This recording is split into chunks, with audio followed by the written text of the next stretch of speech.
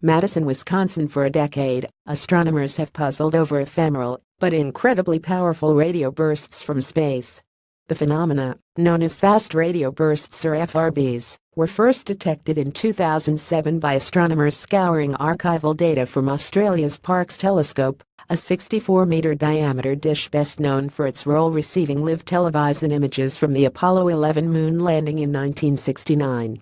But the antenna's detection of the first FRB and the subsequent confirmed discovery of nearly 24 more powerful radio pulses across the sky by Parkes and other radio telescopes has sent astrophysicists scurrying to find more of the objects and to explain them. It's a new class of astronomical events. We know very little about FRBs in general, explains Justin Van Den Broek, a University of Wisconsin-Madison physicist who, with his colleagues, is turning Icecube, the world's most sensitive neutrino telescope, to the task of helping demystify the powerful pulses of radio energy generated up to billions of light-years from Earth. The idea, the Wisconsin physicist says, is to see if high-energy neutrinos are generated coincident with FRBs. If that's the case, it would give scientists leads to what might be generating the powerful radio flares and reveal something about the physics of the environments where they are generated. Icecube is a neutrino detector composed of 5,160 optical modules embedded in a gigaton of crystal-clear ice a mile beneath the geographic South Pole.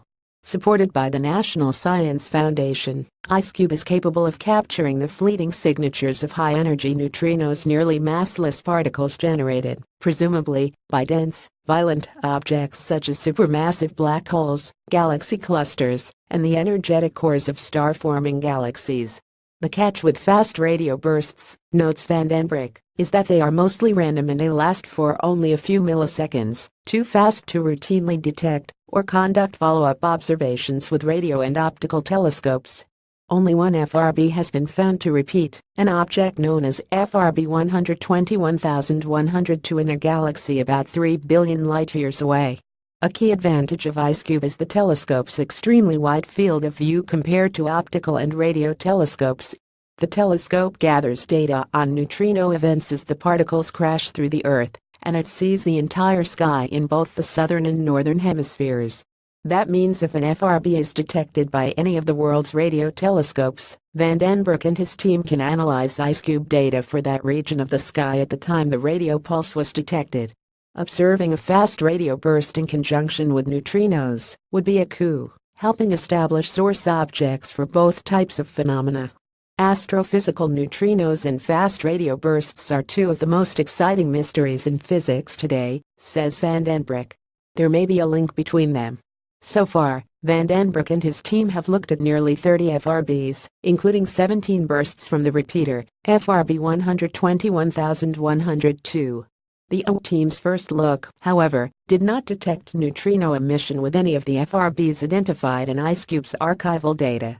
Not seeing neutrinos in concert with any of the FRBs studied so far gives scientists an upper limit on the amount of neutrino emission that could occur in a burst. We can say that the amount of energy emitted by each burst as neutrinos is less than a certain amount, which can then be compared to predictions from individual theories, Van Den Broek explains. As the number of bursts is expected to grow dramatically in the next couple years, these constraints will become even stronger, or we will make a detection. Bright or very high-energy neutrinos would be characteristic of certain classes of astronomical objects.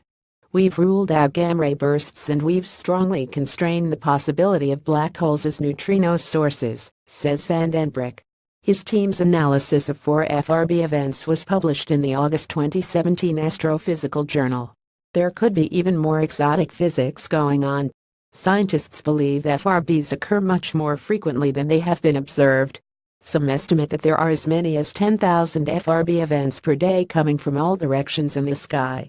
And with astronomers now on the lookout for the strange pulses of radio energy, Van Den Broek expects the pace of discovery to accelerate as the world's radio telescopes continue their searches and as new radio interferometers come online.